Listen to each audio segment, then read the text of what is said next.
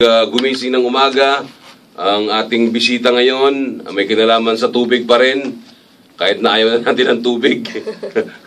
Dahil umuulan, nasa studio po natin ngayon, pinuunlakan po tayo, si Ginoong RJ Habiliana, ang kasalukuyang presidente ng WARM, yung sikat na WARM ngayon.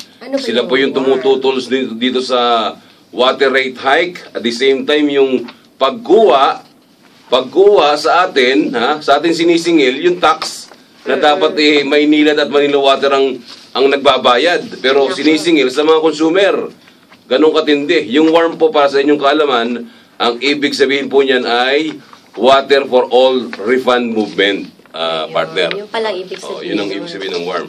Ngayon papaliwanag natin. Papatiin na natin si Ginoong RJ Habiliana. Sir, magandang happy morning po sa inyo.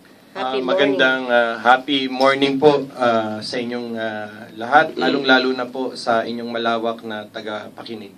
Kamusta naman po kayo, sir? Medyo warm pa ba kayo? Mainit pa rin ho dahil hindi pa ho natin tuluyang nakakamit yung tagumpay.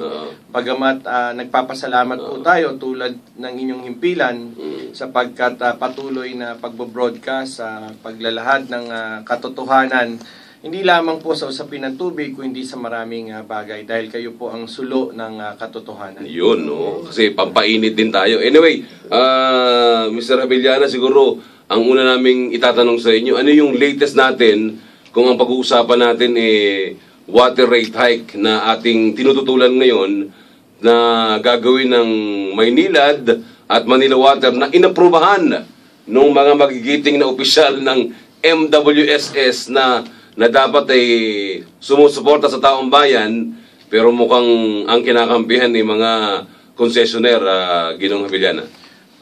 Tama po kayo. Alam niyo po, nitong mga nakaraang taon, tayo po ang Water for All Refund Movement ay hindi po tumigil sa pag-engage sa MWSS Maynilad at Manila Water upang humingi po ng mga samot-saring dokumento patungkol po dito sa nagaganap na kanilang mga operasyon. Dito po sa nangyari sa usapin ng corporate taxes, ito po ay inilahad namin nung nakaraang taon pa at bahagi ito sa aming wish list na pinaabot sa MWSS, Maynilad at Manila Water. Ganon din po sa ating Pangulo. In fact, meron pong first endorsement ang Malacanang ukol sa usapin ito mga mid last year.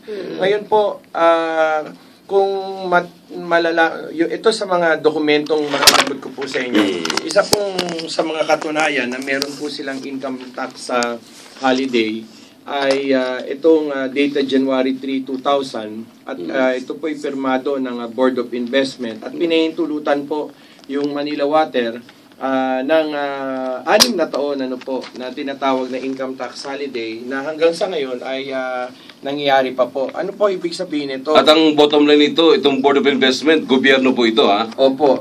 Ibig pinapayagan ang Manila Water Company na magkaroon ng income tax holiday. Opo.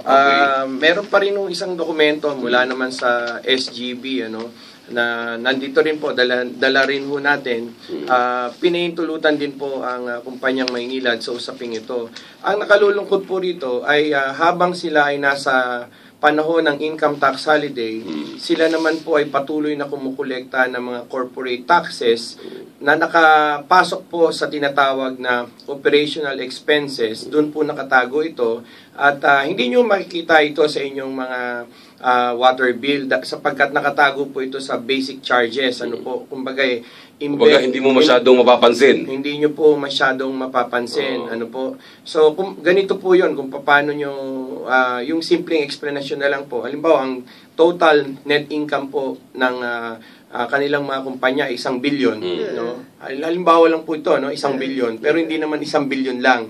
Mas marami, mas malaki pa. Mas malaki po.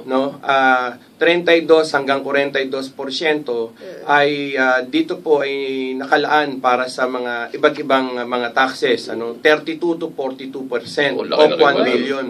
So pinag-uusapan natin dito 320 million to 420 million per billion.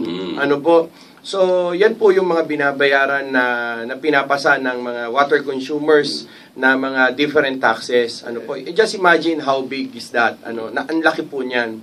So, ngayon po, ano naman ang connection nitong mga dokumentong dala natin? Gusto ko lang pong ipakita yung sinasabi ni Attorney Caparas na sila raw po ay nagdesisyon na itigil na yung pass on.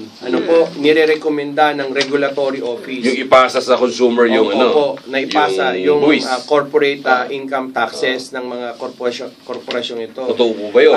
Ito po ay kanilang salita lamang sapagkat ang tanging magdidesisyon po nito ay ang corporate office ng Board of Trustees. Ang regulatory office po ay recommendatory body lamang. At sinasabi niya na ipapaabot daw kaila Ramon Alicpala, kaila Ginoong Jerry Esquivel, yung kanilang pag-aaral. Pero alam niyo po, base po dito sa aming mga hawak na mga dokumento, halimbawa po, itong isang resolusyon dated, this is January 2003. So, itong dokumento na ito ay pinapakita po rito na dapat na hindi po lumagpas sa 12% income